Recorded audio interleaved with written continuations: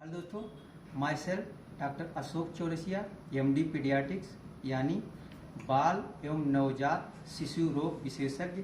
आज हम डिस्कस करेंगे बच्चे का, छोटे बच्चे का, स्पेशली न्यूबॉर्न का नाक और माउथ कैसे क्लीन करते हैं, माउथ स्पेशली टंग कैसे क्लीन करते हैं।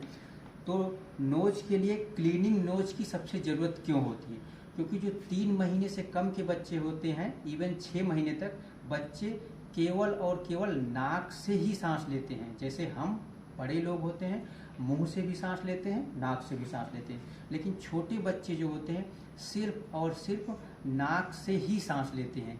इसलिए बच्चों की नाक क्लीनिंग बहुत ज़रूरी है। अगर बच्चे के नाक क्लीनिंग नहीं करेंगे तो उनको सांस लेने में दिक्कत हो सकती है। इस समस्या से बचाने के लिए आप चाहें तो नॉर्मल कॉटन जो होता है, कॉटन की बत्ती बना के, ऐसे पत्ती बना के अलग अलग नाक के लिए अलग अलग बत्ती बना के साफ कर सकते हैं।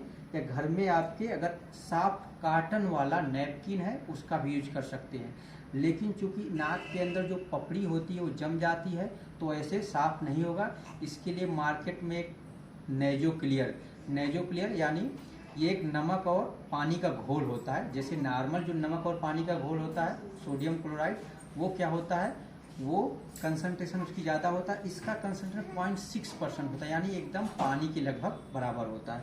तो इस चीज़ को नाक में 2 बूंद, ध्यान देने वाली जो सबसे इम्पोर्टेंट बात है कि एक नाक में 2 बूंद डालने के बाद दूसरी नाक में कम से कम 5 मिनट, आइडियली 5 से 10 मिनट तक वेट करना है, इंतजार करना। उसके बाद अगर दोनों नाक में एक साथ डाल देंगे तो बच्चे को सांस लेने में थोड़ी बहुत दिक्कत हो सकती है, थोड़ी बहुत दिक्कत। तो ध्यान देना है, एक नाक में 2 बूंद डाल दिए, उसके बाद 5-10 मिनट वेट करना है, दूसरी नाक में डालना है 5-10 मिनट बाद। और उसके बाद चूंकि पहले नाक में 5-10 मिनट हो गए तो जो भी पपड़ी थी वो मॉइस्ट हो गई, सॉफ्ट हो चुकी होगी। अब कॉटन का पीस लेंगे, ऑलरेडी वो सॉफ्ट हो चुकी हो।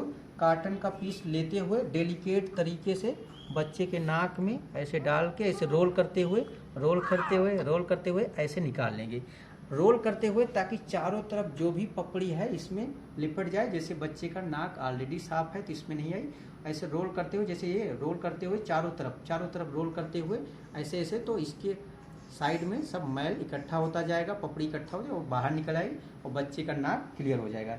एक नाक क्लियर करने के बाद फिर आप दूसरे नाक में दूसरा कॉटन लेंगे, कॉटन का रोल करते हुए, उसको रोल करते हुए अंदर डालते हुए, रोल करते हुए फिर ऐसे बाहर निकाल लेंगे।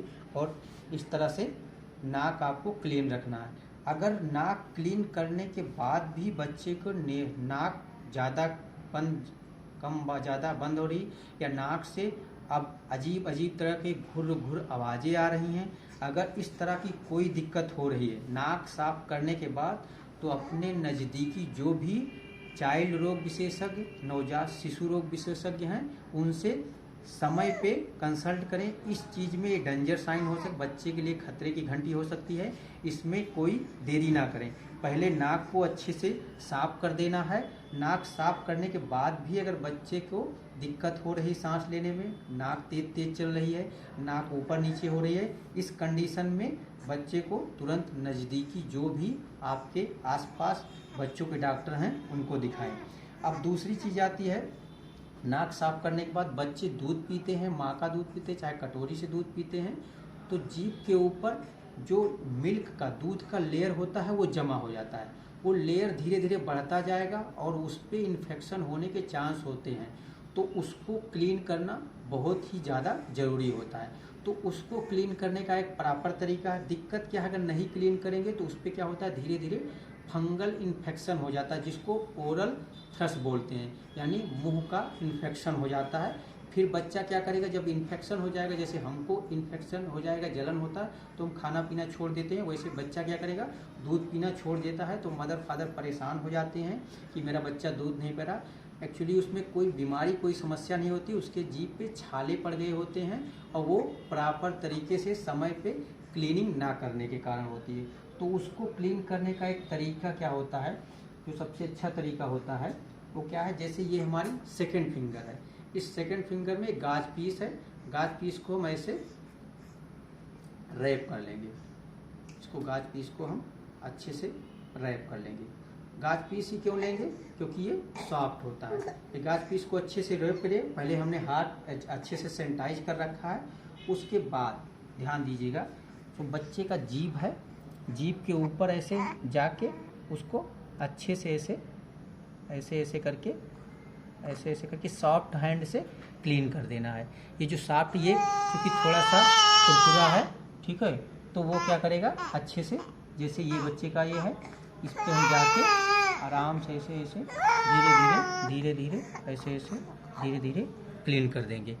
आप ये वैसे 24 घंटे में एक बार जरूरी होता है। आप किसी भी समय कर सकते हैं, लेकिन आइडियली सबसे अच्छा तरीका है कि आप मॉर्निंग में सुबह एक बार कर दें। अब तो ये जो टेक्निक यूज करते हैं हम 3 महीने से कम के बच्चे में यूज करते हैं। जो स्ट्राइल गाज पीस लें, स्ट्राइल को ध्यान देना सेकंड फिंगर पे, क्योंकि ये अगर आप सबसे पतली तो ये होती है, लेकिन इसमें करने में आपको दिक्कत होगी। ये इसमें रैप किए अच्छे से, और ये सबसे आसान होगी, पतली फिंगर है, आसानी से चली जाएगी। तो ध्यान देना, बहुत सॉफ्ट तरीके से आराम से करके पपड़ी, अगर मान लीजिए पपड़ी आसानी से नहीं हुए तो बहुत आपको फोर्स करके ब्लीड नहीं कराना है, नहीं तो ब्लीडिंग स्पॉट आराम से क्लीन कर देना है। अगर बच्चा 3 महीने से ज़्यादा है, 3 महीने से ज़्यादा है, इवन कभी 6 महीने तक आप इस प्रोसेस को, इस तरीके को यूज कर सकते हो, इस तरीके से क्लीन कर सकते हो। लेकिन मान लीजिए आपका बच्चा 6 महीने से ज़्यादा है या 3 महीने से ज़्यादा है, तो एक सिलिकॉन ब्रश आता है, सिलिकॉन का बना हुआ ब्रश आता है। उस ब्रश का यूज करके आप टंग की क्लीनिंग कर सकते हैं। ये तो हुआ टंग की क्लीनिंग। टंग के साथ साथ आप साइड में जो गम्स होते हैं उसका भी क्लीनिंग इसी प्रोसेस से, जैसे आप अंदर टंग पे गए उसी तरह इस साइड में जाए, इस साइड में जाके मसूड़ों को क्लीन कर दिए, उसके बाद इस साइड में जाके इस साइड के भी मसूड़ों को क्लीन कर दिए, तो आपका टंग क्लीन हुआ। अगर मान लो बड़ा बच्चा है, 6 महीने से ज़्यादा है, उसको टीथ आ गए हैं, तो इसी चीज़ से आप टीथ का यूज कर सकते हैं। लेकिन बेटर तरीका ये है कि आप 6 महीने या 3 महीने से बाद बड़ा बच्चा है, तो मार्केट में सिलिकॉन ब्रश, नाम क्या है, सिलिकॉन ब्रश मार्केट में अवेलेबल है। आप उसको लेके बच्चे के टंग को, माउथ को अच्छे से क्लीन कर सकते हैं।